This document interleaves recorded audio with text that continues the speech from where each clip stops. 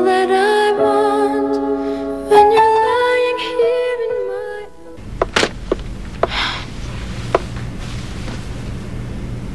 Ang sakit ng ulo ko.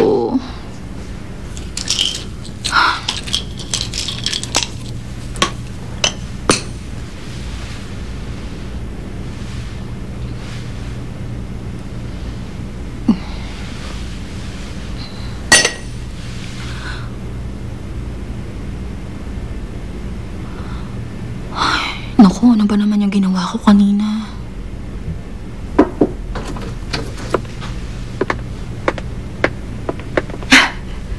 Hello, Congresswoman. Good afternoon. Oh, Miss Jiang, anong kailangan mo? Congratulations, you're now a member of the Heritage Club. This is a welcome gift for new members. Teka, sobra naman yata ang regalong to. Replika lang ito. Wala kang dapat ipag-alala, Congresswoman. Ay nako, siguro hindi lang talaga ako sanay sa mga ganitong regalo. Napakaswerte niyo, Congresswoman Seo. Ikaw ang napiling party spokesperson. It means malaki ang tiwala ni Chairman Lee sa inyo. Generous naman siyang tao. I'm sure nakausap mo siya, Miss Jiang, at alam mo ang sinasabi ko. Pwede po bang Sasha na lang ang itawag niyo sa akin? Mag-isa lang akong nagbalik sa Korea at wala akong kaibigan dito. If it's okay, pwede bang maging magkaibigan tayo mula ngayon? Oo, syempre naman. Ba't nagdesisyon ng presidenteng gamitin ang kanyang veto powers? Anong layunin ng ruling party para atakehin ang Blue House ng ganon? Ambisyon ni Chairman Lee na maging presidente at sinusubok niya ngayon ang lakas ng impluensya niya. Huwag kayong mag-alala. Actually, inaasahan ko na ang ganito. Ano?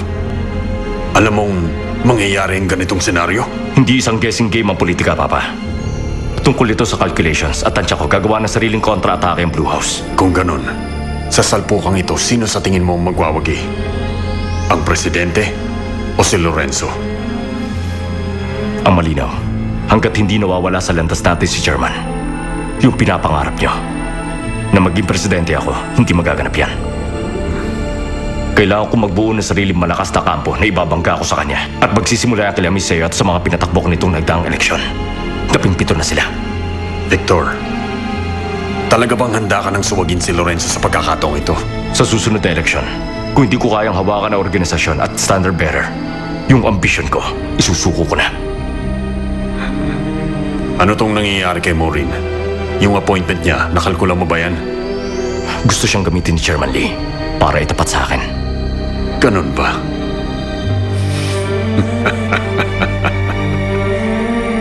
Mukhang padalos-dalos si Lorenzo ngayon.